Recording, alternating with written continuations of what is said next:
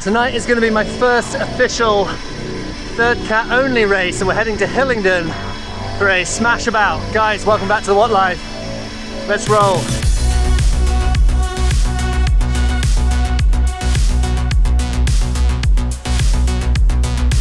Right, I didn't really anticipate for the weather to be okay this week, but it seems like for now it's going to be dry for the evening.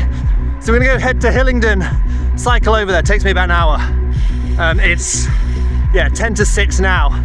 I think the race starts at 7:20 for third cats. The third cats run at the same time as the E12s, I believe. But yeah, we got the Via Crit, which would be a third cat only race. I had a week off, guys. I took a week off. I kind of didn't eat very well and didn't really ride my bike too much. It coincided with some pretty poor weather in the UK. So I'm not mad about it. But do you ever take like a week off and then come back and think, oh, I've like gone backwards 24 weeks? Because that's what it feels like. It feels like I've lost half a year of fitness in 7 days. Sure I haven't, I just need to get the legs moving again. So I guess that's why we're heading to Hillingdon. It's Tuesday today, because you do the Tuesday Hillingdon sessions. And the Via Crit is a week on Saturday, which I know is going to be, it's an 800 meter course, so it's going to be punchy and hard. So I've got to get the legs back moving. I don't know what I can do in a week and a half in terms of training, probably not much, but at least I can get back into being motivated, get the vibe back. Right, let's go over to Hillingdon. Still not really mad about cycling over there. It's not the best ride.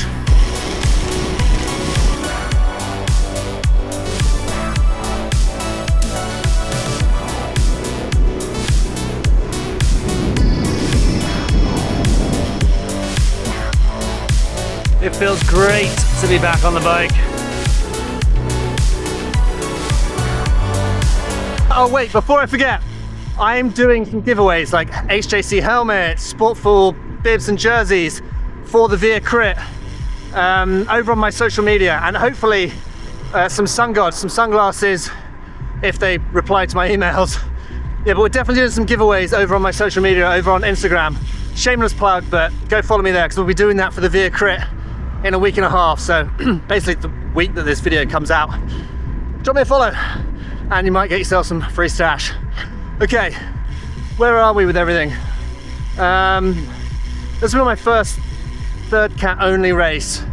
One of the boys messaged me earlier, Paul, and said, just sit on his wheel, stay with him, because, it doesn't feel like I'm back to square one, but it is, something new again. I've done 3/4s, got shelled from a few 3/4s. I got 11th, I think, when I did Castle Combe like a week and a half ago now in a 3/4, but it's my first Hillingdon 3 only race. All right, let's go and get it. I feel good. All we can do is just turn up, keep turning up. That's basically my motto at this stage, but it's kind of getting me there. We're obviously on the Windspace SLC, so it's got a power meter, and it's got the Alien 65s, I think, on the wheels. I love the sound of this ratchet. Good hubs. Good hubs.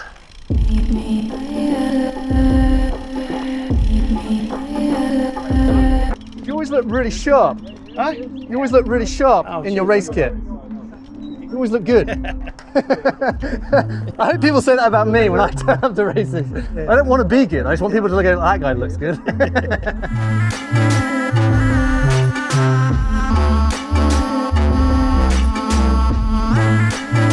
This is a massive field. So we've gone from a lot of the Cat 4s that I've done at Hillingdon so far. I've been like 20 riders at the most. There's got to be easy 40 riders in this. Like just nerves just shoot back. Anyway, yeah, just ride it out. I think just more and more experience, I think, tonight. It's just such a perfect night to go bike racing or ride your bike. So I think that's what everyone has basically thought tonight. The 4s and the girls are out now, and then you got the E12s and the 3s So some of these could obviously be E12s.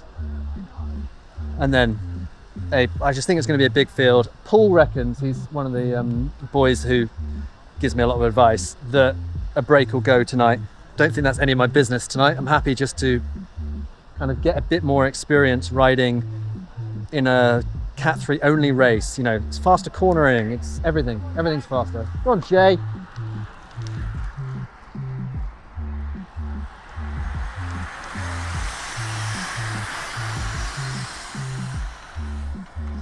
Jay taking it off the front in the 4s. He was the dude that won it when we were here 2 weeks ago. Also saw JC in there rolling around in the 4s. Good to see him out racing as well. This was, I think, his first time racing down at Hillingdon. So I have to check in with him afterwards, see how he did. But yeah, game plan is, as always, learn, be instinctive, try and stay out of trouble, have fun, push hard. I want to just, you know, get the legs turning over again ahead of a week and a half going. You know, I've got Veer Crit, I've got Guildford Crit. Yeah, so these kind of races are really good to pick up good habits, people's lines, not chopping up, you know, all that kind of stuff. I'm still learning. I still feel like I'm learning, but having fun doing it. But big fields do make me a bit nervous. It's the game plan. To be honest with you, first time Cat 3 today, so stay in the bunch. Big field. Big field. Try and save as much energy as possible. We see what happens at the end. Yeah. Because both our first. Yeah. So the other thing that is probably, before we dive into actually racing, the other thing that's worth pointing out is I did a video talking about teams and how it starts influencing things. And then, you know, obviously you got a few different teams, and it's only like 4 riders, 3 riders, but you know, they get to chat and have like a little bit of you know, deciding what they want to do. Some of them will be E12 riders as well, but you know, these little teams that start turning up can have their own dynamic, and not quite ready to mess around with that yet. Although Paul did say he'd give me a lead out if if I'm on his wheel. Go on, Jay. Go on, JC.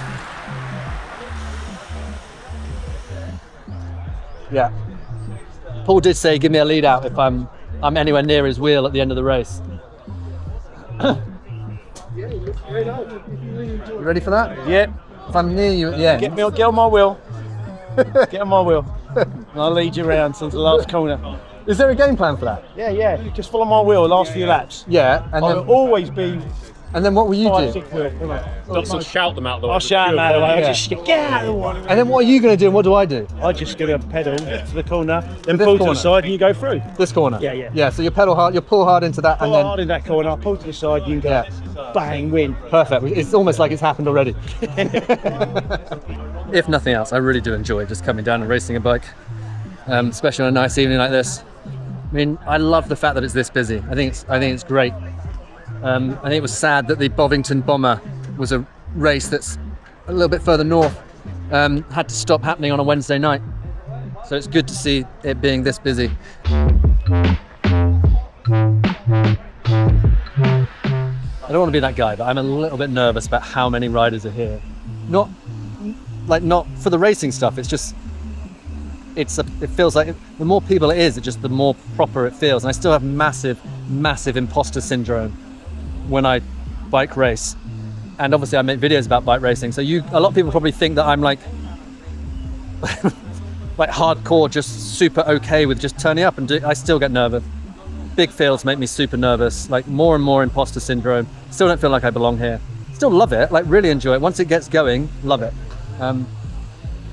But yeah, it's great to see this many people, I will point out, but it does make the nerves a little bit higher. So the plan is for tonight is spend the first 3, 4, 5 laps. Paul reckons it's going to go out super hard, which is different to when we've raced here as a 4. It's always gone out super soft.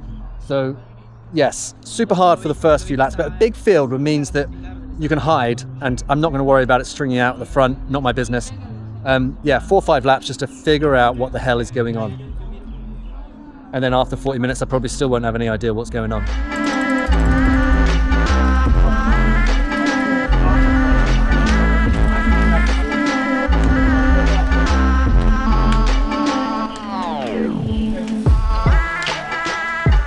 No one's good. race, I was like, I'm not giving them a win here. Do a double? Good man. Cheers, man. Jay got the win again. He was the dude that won it last time we were here. Right, let's go bike racing.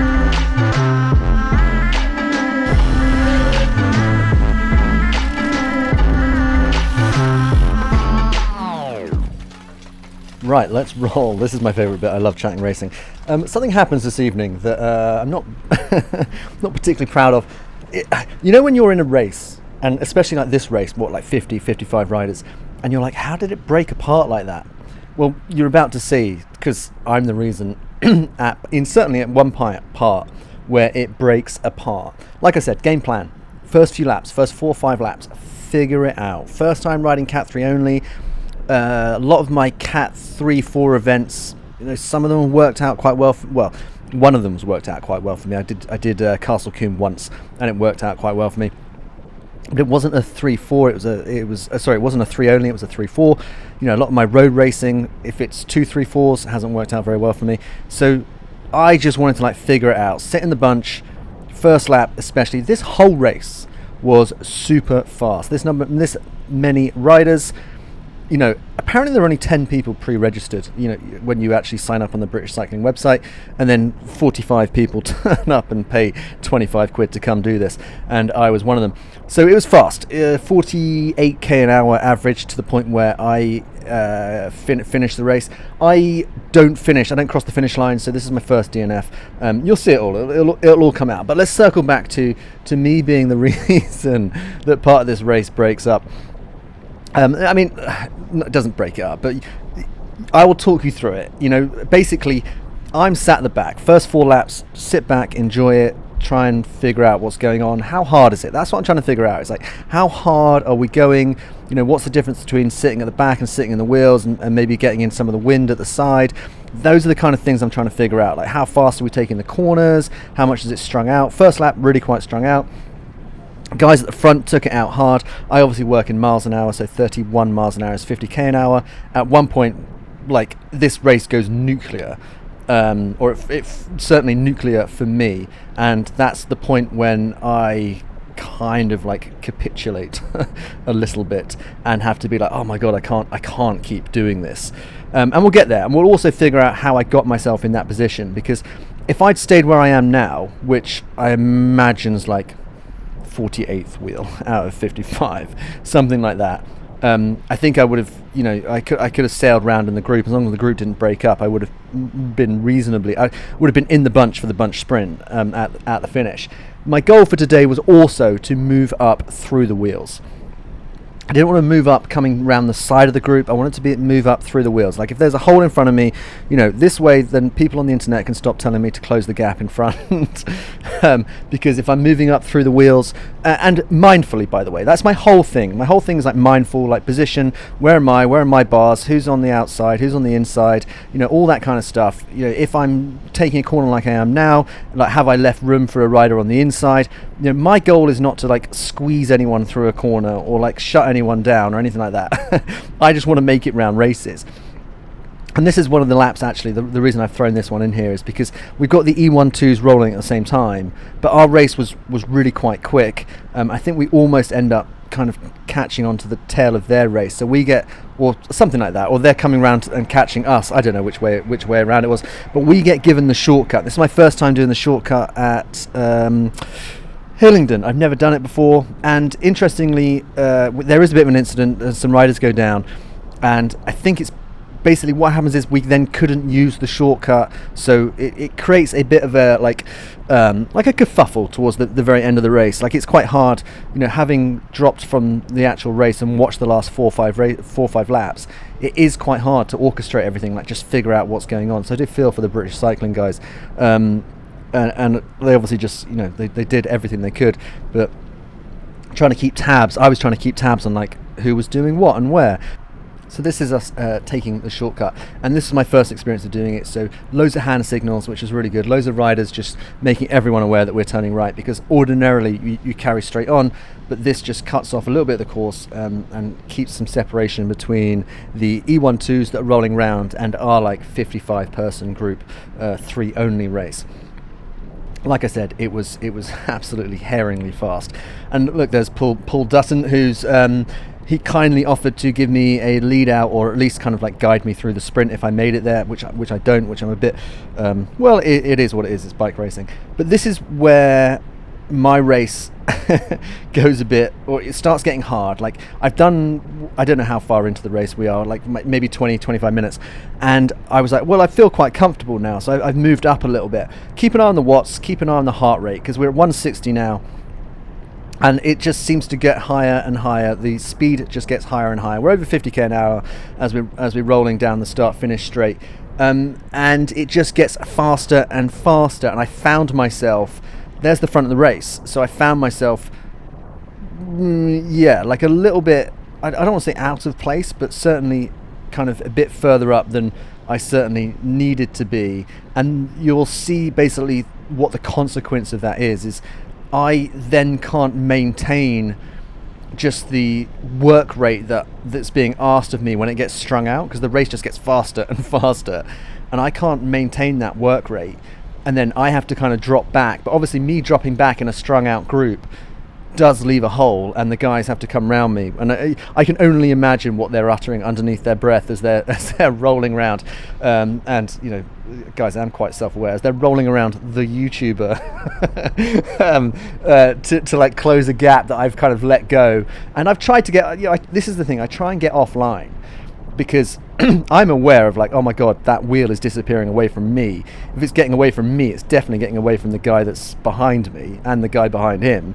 Like, it's really far away from them. So, you know, it is like, it's not a fun situation to be in. I don't do it on purpose. I just can't maintain that level of work rate. My heart rate now getting up to 165. As soon as we're in the 170s, guys, that's like danger zone for me. That's my kind of absolute threshold. I cannot maintain that for like prolonged periods of time, like long periods of time.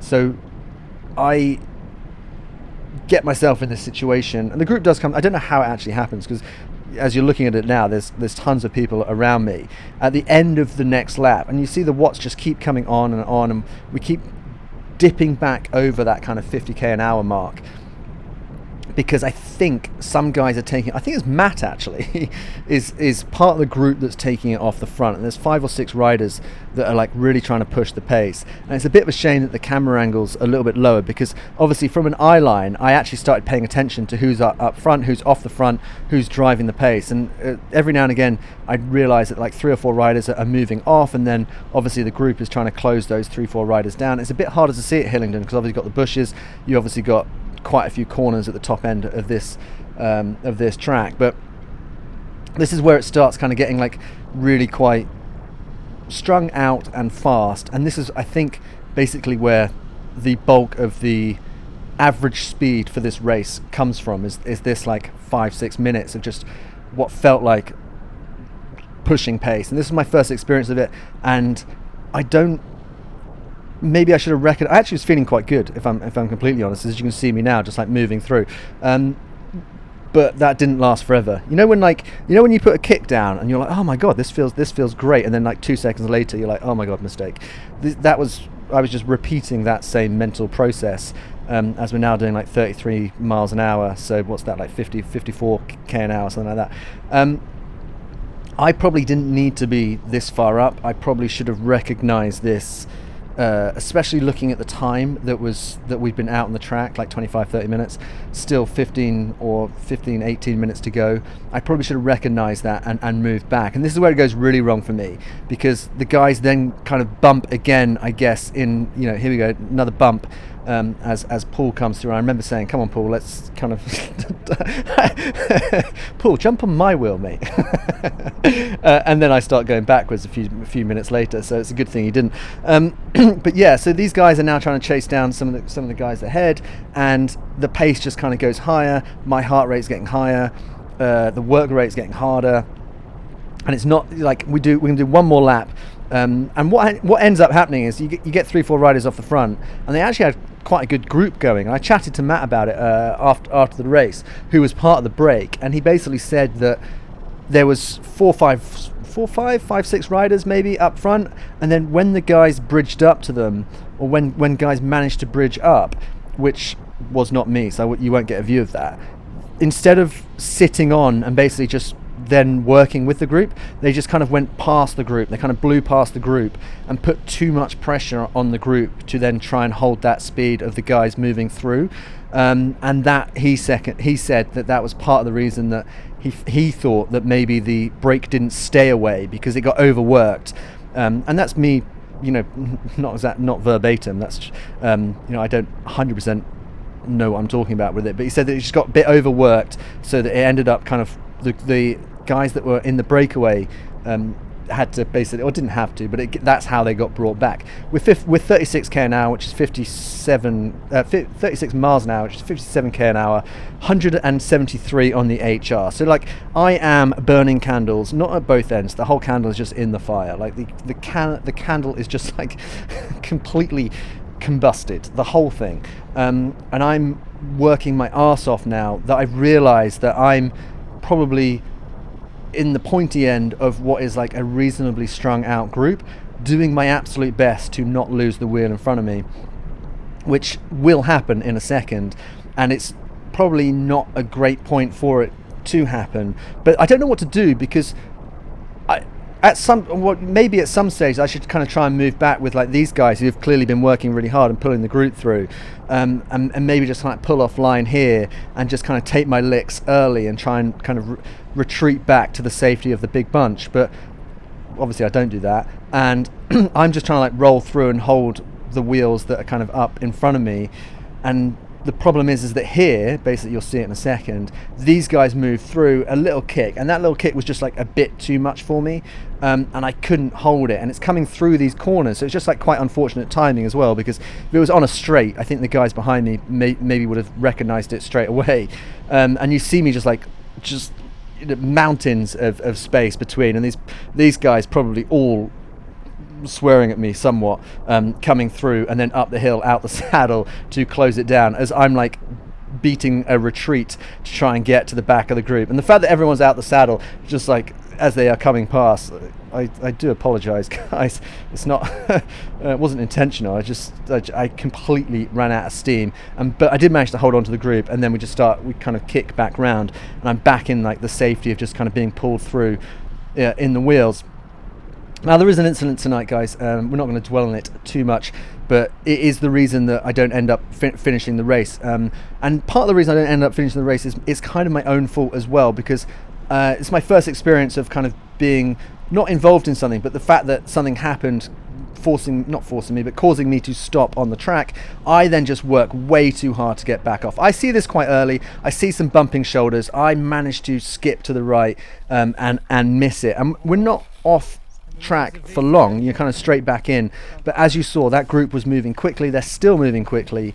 The guys who kind of end up coming off the group, and then I just massively overwork myself as a solo, just trying to get back on the group, rather than trying to find 3 or 4 of the other guys who'd had to kind of slow down and working with them, or just trying to sit on their wheels.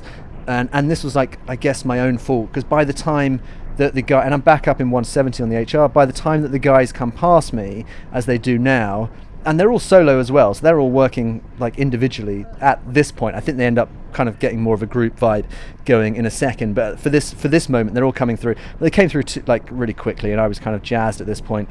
3-4 laps to go, and having just kind of been pretty close to a crash, I was kind of happy to call it a day, and that's basically where I left it.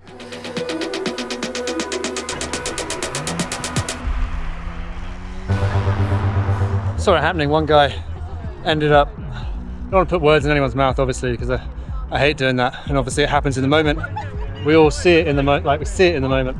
I've stopped because I didn't get back on, and I've got another 20 miles to roll home, and it was still a fun night. Again, a bit close for comfort, that.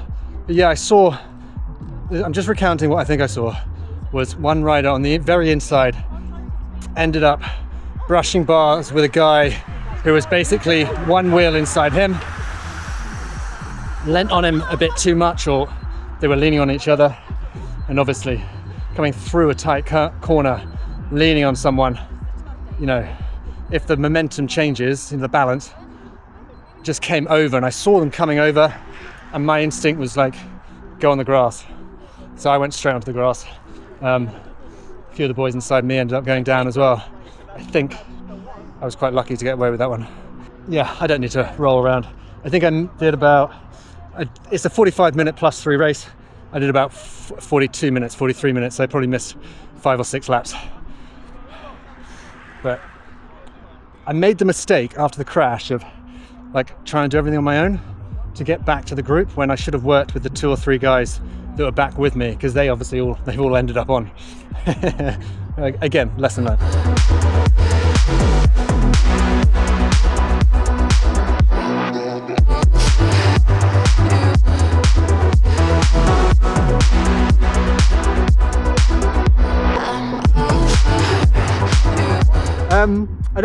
Look, what happened. I think it kind of like, obviously that happening so late in the race meant that the guys that were organising it probably, it ended up being a longer race than it should have, and yeah, just like confusion, which is, I think, confusion to a bike race is like one of the worst nightmares, like what's going on. So it's still a race though, like as in everyone had a race, but yeah, I was happy to to duck out when I did.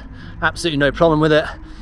Good evening, another great evening. I felt like things were going well until that point. I'm a little bit sad I wasn't in it for like the last few laps, and trying to stay on Paul's wheel and throw down a bit of a sprint. But like I said, coming away unscathed from a race seems to be priority number 1.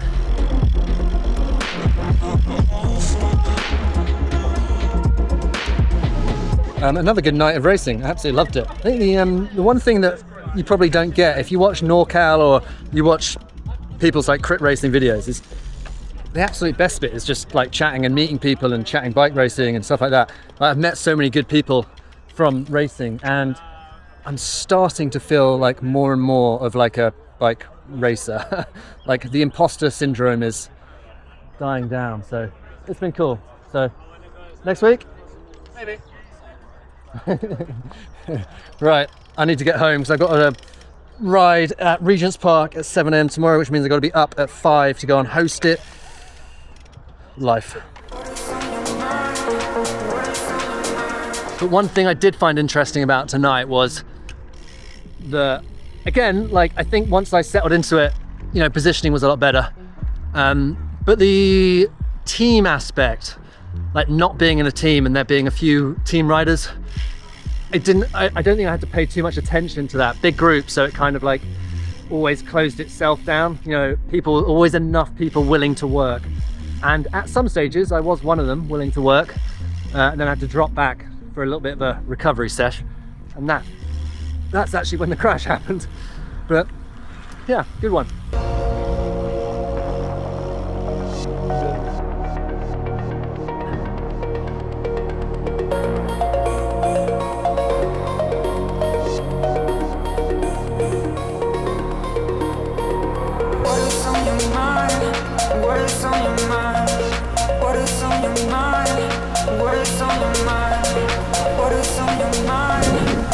Okay, I don't know whether I really need to say this, but there have been a few crashes in some of the races that I've done recently. I'd much rather there were no crashes. I'd much rather have finished that race myself than make a video that's about a crash. I love racing. I really am enjoying it. Even tonight, not getting to finish a race, just love it. A lot of fun. Kind of, I don't know, just something about it. Like, I really enjoy it. I'd much rather every race was rubber side down, everyone was alright, and break goes, or we go down to a sprint. I'm really enjoying all of that. I don't like the crashes. I don't think anyone does. I might talk about them in the videos, but I'd much rather I never had to talk about a crash again. I don't know whether I should say that, or I don't know whether I need to say that, but that's how I feel. Yes, loved it, and legs feel great. Legs felt really good tonight. I'm not sure that would have meant I would have done anything on the 5 or 6 laps I missed out on, but at least I feel good. So definitely a win to getting back into training and whatnot. Yeah, Goodwood next week, I think. And then we've got the Veer Crit the following weekend. Oh man, I'm loving it. Guys, thanks for sticking around. Please do like and subscribe. Follow the Instagram for the giveaways. And I'll see you on another one soon.